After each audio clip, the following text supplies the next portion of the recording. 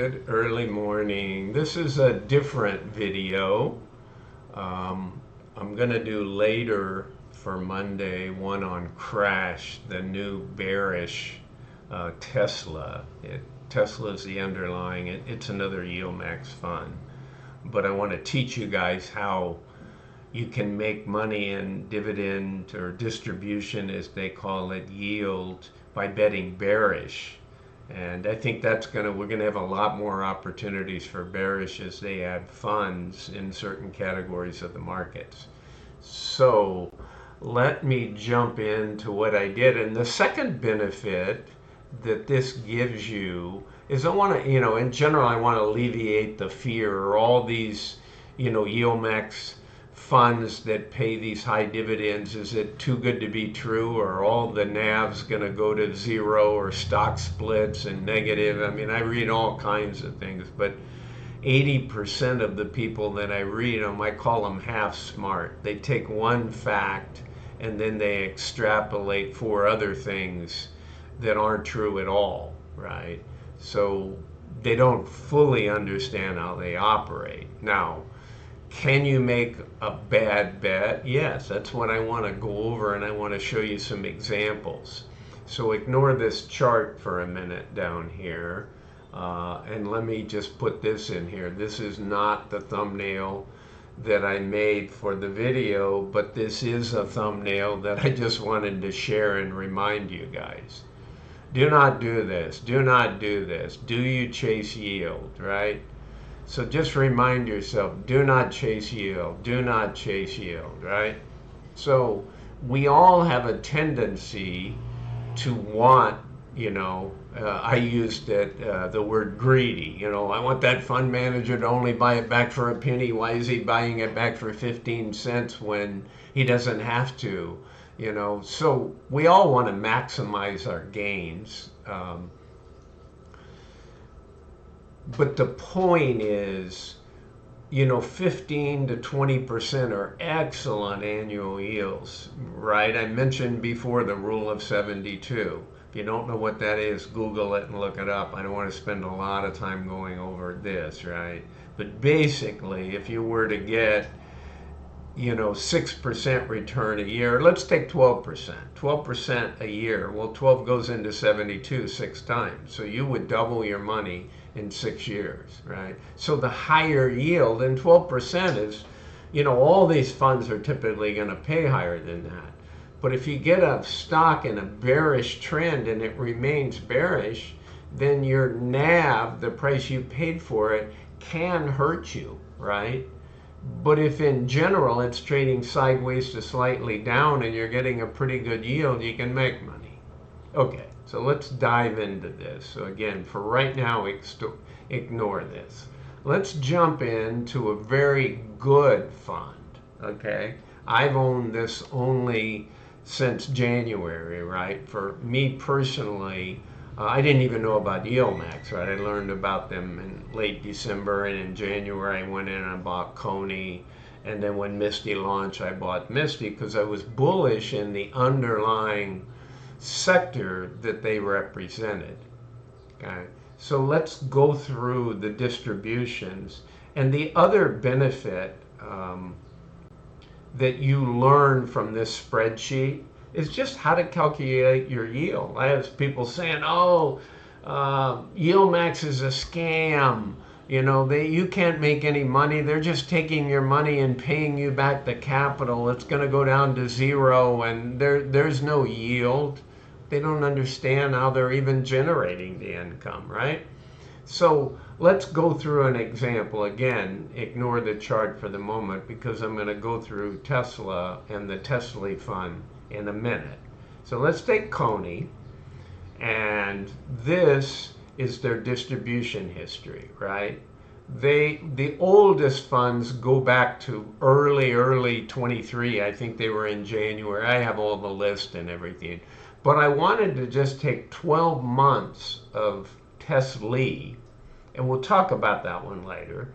But in Coney, I just took, I think this was their first, right? Their first payment was October. Like I said, I collected at this point, I think, in the January distribution, but they went back here. So I built this spreadsheet above to help myself, and I did a video on how to calculate total gain. And I think Grateful Girl asked, because I said you could download it, and so I just took that today and sort of pasted it in here, put the black background because I know some of you really like that, and added a few more things. So I'll tell the story now. So let's say we are in Coney and we bought it on 10/5. If we bought it on 10/5, the ex-dividend date was 10/6. So you would have gotten the first dividend, right? So all I did in this spreadsheet was say, when did you buy it? How many? I just use 100 shares as an example, right? And I looked up these for accuracy. So on 10/5, it closed at 1978. So you could have bought it a little bit lower. There was a trading range for that day. So at 100 shares, this is your cost. And what's today's price on Coney? Well, it closed on Friday, May 3rd at 24.91. So all this math is in the spreadsheet. If you want it, just put in the comment and I'll send you a copy of the spreadsheet. If you look at my other video where I talk about total return, I've got that actually in the video, so you can download the similar columns here, okay? And then, by the way, what's really cool about this versus, a lot of people can do the calculation for total return, but if you think about what's an annualized return, well, that's 12 months, that's 365 days. Well, this spreadsheet goes in and says, okay, on your laptop, on your desktop, on your phone, what is today's date, right? So if you have Excel, and it may operate similarly in Google Finance, I didn't do it in it. It says my formula in this is over here, oops, right here. And then one of these says days invested equals today. Well, today is a function in Excel. It knows what today is, right? And it subtracts the day A7 that you bought it. So it knows that you've been in Coney for 214 trading days. And then it uses 365 and it said, well, you have a 25.94% gain, right, in 214 days. So it projects that you'd have a 48.19% return in 365 days. So not super difficult math, but this translation from the number of days to annual can be difficult, okay? But just calculating return, a lot of you know how to do that, okay? But it gets more complex when, what if you're losing on the NAV, but you've been paid 6 or 7 dividends? Then I'm going to show you, I'm just going to change some of these, right? And I want you to be able to look at that. That way, when somebody says, oh, well, you're getting killed, that fund's down 30%. Well, maybe you've gotten 7 dividends and you've gotten 70% of your money back in dividends, right? So now all of a sudden you had a 30% loss in the stock price over that period of time, but you had a 70% gain in dividends. So you really had a 40% annualized return in what we call total return. So it's really key. So anyway, on this Coney, I started to build my, use my own. And I thought, well, let me just go back a little further, right? That way I got one with 2 months, I got one with 7 months, and I got 11 months here and 12 distributions. Okay, so working with Coney. So $24.91, anybody can look at that and go, okay, well, it's about $5 on, call it 20, that's 25%. So it's a little bit more, and annualized, it's close to 50%. Yeah, anybody can see that. Well, how about the dividends, right? So if you put them in a list here, right? So I added them all up. You can just take this number at the bottom, or you can say equals the sum of this to this. And, when I was doing it the first couple of months, I was just saying, 1.0776 plus 2.46. But when I wanted to make this video for you guys, I put it in the columns, right? So if you own a bunch of these, this is really handy. All right. So I basically, if I owned it this long, I made $15.25 on my 1978. So I come over and I just use this as like an information gathering, and then I do the math down here, right? I say, okay, well, whoops, I messed up on this. So today's price is $24.91, right? Yeah. Let's see. Whoops, I didn't. I take it back. This should be the sum of these two, right? Because today's price is there. Oops, I gotta put the formula in. Equals the sum. And when they write in front, so it's the sum of E7 plus E8.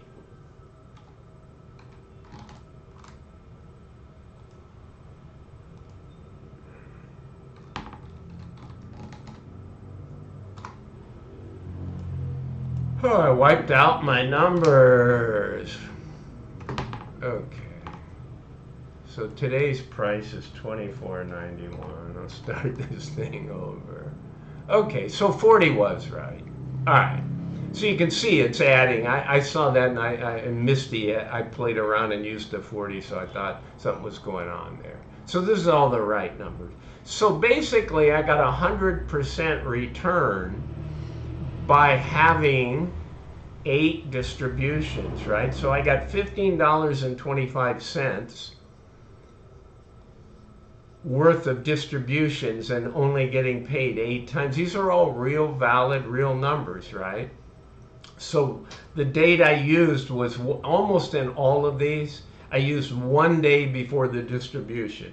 I did for Tesla and that, right? So you would have, it would have dropped down the next day, but it doesn't matter. It has plenty of time. So when you go look at 10.5, this was the closing price. You could have bought it, right? And here we are today, 214 days later, and you've been paid all these distributions, right? Even though you haven't been paid the 5.8 one until 5.8, you will be paid that, right? This one is declared. If you sold the stock on Monday, it wouldn't change anything about being paid on Wednesday, right? So you've earned that money and will be paid that money. So that's a nice return, right? So you got 2,038 in total, which is 103%, right? For the 214 days. But if you take a longer, the year, that's like 234%. So I wanted you to see how it works, okay? So let's look at Misty, because I cover and report on both of these. So I did something. If you bought it on 4/3, your distributions would be the same because it would have been 1 day before the April paid. So it would have been on declaration date. But you would have paid like $41 for the stock because it had run way up. And then you would have had a loss on both of these. So just being, open and honest, right? I bought this stock at 21 and 22, okay? My shares. I added, I think, 50 shares at 32 or something the other day. And don't worry, guys. Here's something. If you're saying, well, I don't know what my price is because I bought 100 on this date and then I bought 50 more, then I bought 50 more, and then I bought 100. You know what you do in that? Take your total amount of that you paid for each amount, right? So you paid $100 times 24, you paid $50 times 27, you paid, $30 times 15. Add them all up and divide by the amount that you paid for all of them and divide by the number of shares. And that tells you your average shares. And then it all works. It doesn't, all these numbers here, if I make this 200, 300, 400, it just shows a bigger gain in the numbers, but it doesn't impact the percentages, right? So don't worry about that. I mean, it does help you to know how many you have, like when you want to go and add up. I have 1,000 Coney now, so that math is real easy on Coney for me. If I know it's 228, right? I know it's $2,280, right? So, but it's not hard to calculate those. So I don't worry about when I do this. I don't, I accumulated 1,000 over a month or two, and and many of the shares have different prices. But when I add up total paid by the number of shares, I know exactly what my average price is, right? So I just plug that in there. So anyway, on Misty, if you bought this thing earlier and on 3.5 you could have, right, bought it at $26. It's currently trading at 31.7. So you made some money here, 21% on your return. But look over here, you've got 46.50 because you've collected two massive distributions, right? And I see a lot of people diving in and I say, oh, they're chasing yield. They're chasing yield because it was the highest paid. Well, they're also saying 31.7 is about halfway, right? It started at $20. It's been to 45. So 31 is not that bad, right? But you have to be aware of where you're buying in. And the biggest, are you bullish on the underlying, right? The underlying is MicroStrategy. What's MicroStrategy's claim to fame? Their claim to fame is they own more Bitcoin than any other entity in the world. And I say entity, company that puts their treasuries. They put all of their capital that they'd store in the bank and in money market funds and T-bills, they put it all into Bitcoin. They go borrow money and put it into Bitcoin. So they're using that as a vehicle. And Michael Saylor's belief is that, money, paper money, declines in value over time. And there's a limited supply of BTC. He didn't say of meme coins. He didn't say of many other cryptos. He said of BTC. So anyway, I'm bullish long term. I'm bullish medium term. I don't worry about 30 days or 60 days. But I try and recognize if I'm buying more Misty, where am I buying it at, right? I don't want to chase it when it's 45, right? But it could go to 100 if Bitcoin just really runs up to 100. Well, probably 125 Bitcoin's not out of the realm of possibility this year. Probably would be a high for sure, 100 or maybe 125, and it could go back to 74 from there. But if it did that, we're probably looking at 60 or more in Misty, realistically. Okay, so just trying to give you some ideas of how to calculate your dividends, and so what's your total return. So right now, your total return would be 46.5%, right? Well, let's go look at one that's failed. But again, I can make this one fail. I can go back and plug in 4.3, right? And I remember from doing it earlier, I think it's 41 something. I'll just call it a low 41. 41.12, I believe that was the number. So look at this, right? So out of my 100 shares, I've lost $942, even though I still would have gotten the two distributions, right? I still would have gotten 6625, but I'm $277 behind overall, right? In 60 days. So I've lost 6.73, and if I keep losing at that pace, I'm going to lose 33% return on my money. Okay, but you can see how with dividends you can make up, or you can have some negatives, right? What if I bought this at 34, right? So this is what people need to look at, right? Okay, well, I lost 6.76 return there, but with these two distributions, I've made 12.8. So I can look at that and say I'm 6.0, I'm ahead, right? And if I keep going at this rate, right, there's where you want to, look at it. Now, let's take Tesla, okay, or Tesla, which is using Tesla, right? So I went back, I wanted to have 12 distributions, right? And the way to do that is get very close, right? On 6/7 was the ex-dividend date. So if you bought it on 6/6, right, you were eligible for the June distribution, which is the 80 cents. So I added all these up. But what sticks out to you right away?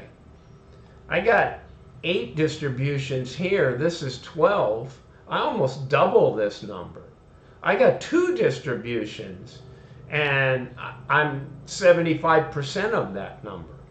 So, I mean, it's high yield can be risky, but you just have to know where you are in the scheme of things, right? And given when you know where you are you still bullish or are you bearish, right? I'll show you on the Tesla chart what I think, okay?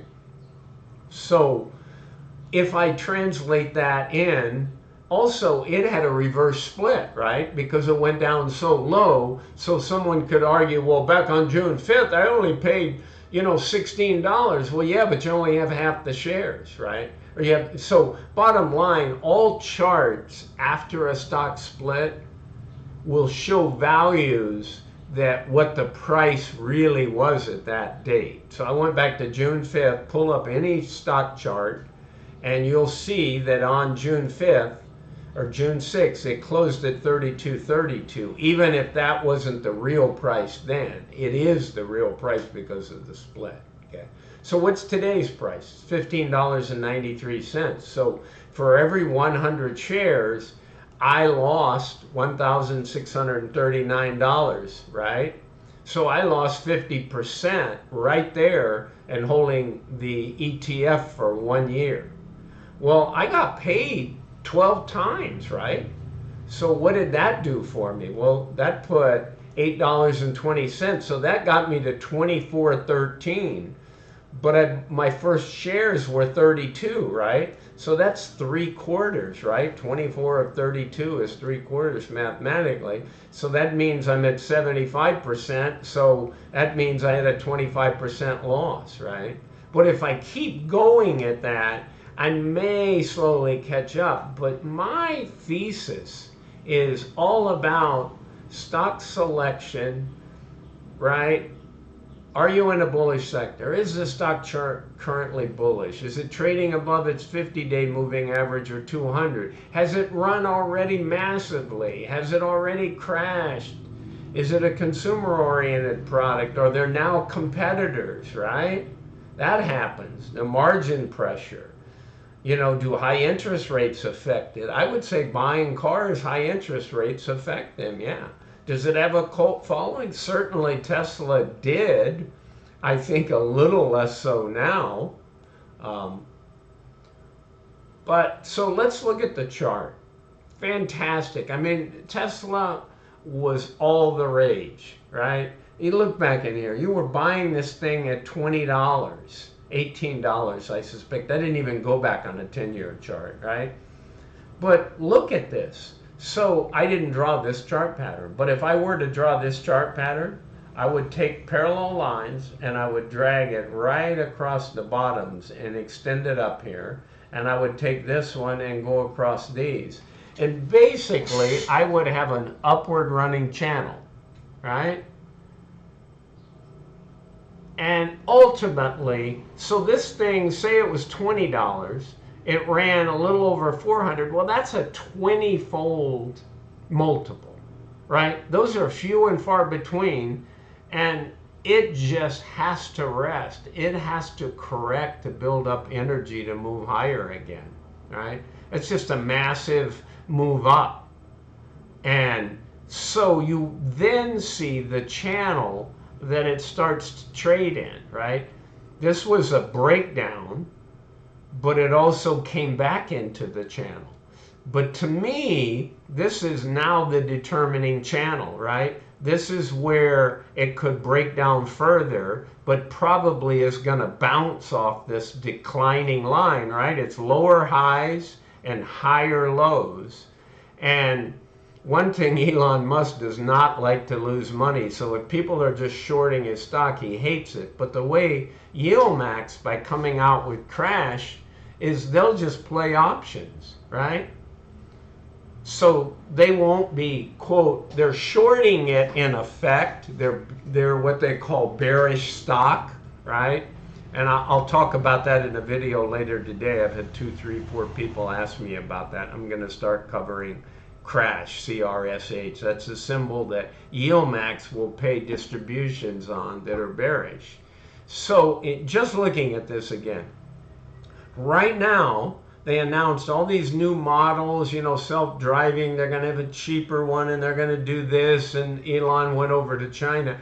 I mean, he did everything he could, and the stock jumped up, right? It was down below 150, and it ran up to 200. It's pulled back. So I can't say on this chart that it's not going to 250. So I probably wouldn't jump in to crash right now. I would wait till the chart told me. I think it's got an equal opportunity to go to 250 as it does, you know, to 100. But I do believe that ultimately it won't go past 250. I think the economy, I think competition, BYD, China is supporting their EVs. You know, I was in Thailand not that long ago, and I saw a lot of the taxis in Bangkok were BYDs. So, I mean, there's just tremendous pressure out there. I think Tesla ultimately could go on to many multiples of what it is today. I still think that would be a computer on wheels and do things that a lot of other people can't do. So I don't ever completely second guess Elon Musk. But I gotta say, right now with the economy rolling over, you know, the electrics out of favor, even all the other manufacturers have cut back on electrics, I think he's gonna have a hard time, and thus he's been reducing price like crazy. Well, when you reduce price, it hurts margins, okay? So I also think that this 100 is a classic double bottom, right? It's here, where it went sideways and then broke out and ran up a lot higher from 150 to 400. So if I saw it come down here and start to move up again, I'd start to say maybe the double bottom is in, and then with this declining line, what if that's over here? What if that's 2, 3 months out? Then that declining line is maybe 210. And if it broke out at 210, I probably would turn bullish and want to enter that. So I try and assess rather than chase yield, right?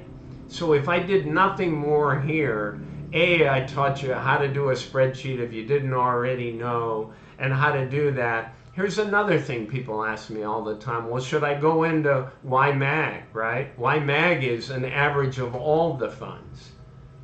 Okay, sorry. YMAG is the Magnificent Seven. YMAX, I misspoke. Okay, so YMAX is all of these single stock dividend funds. Okay, so you say, well, I reduce risk. Yeah, you somewhat reduce risk. You get Coney, you get Misty, you get Tesla, you get every single fund they have, right? And it's somewhere around 37% the yield is been averaging. So my question is, how many of those are consumer staples that as we move closer to a recession, a lot of people think we're already in a recession, the stats haven't shown it. So I think it's safer than many of the single stock funds, but to me, I don't think it's the best fund. But, and people ask about Alti.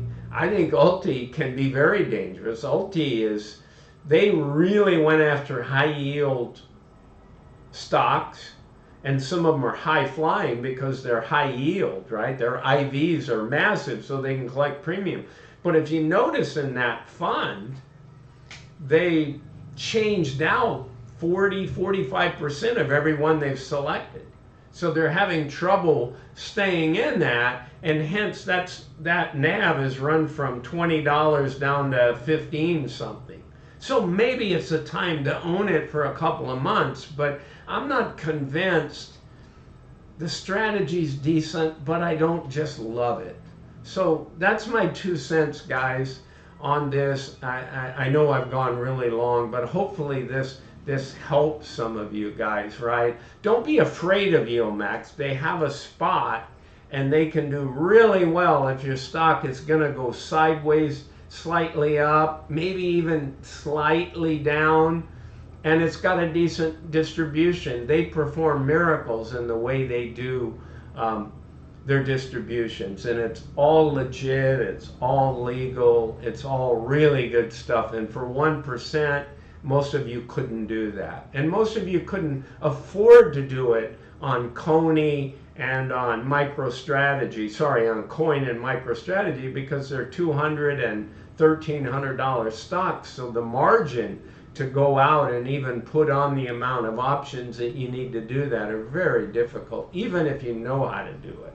Okay, this is Bruce saying goodbye. Again, I'm not a financial advisor. This is not financial advice. Okay, see ya. Bye.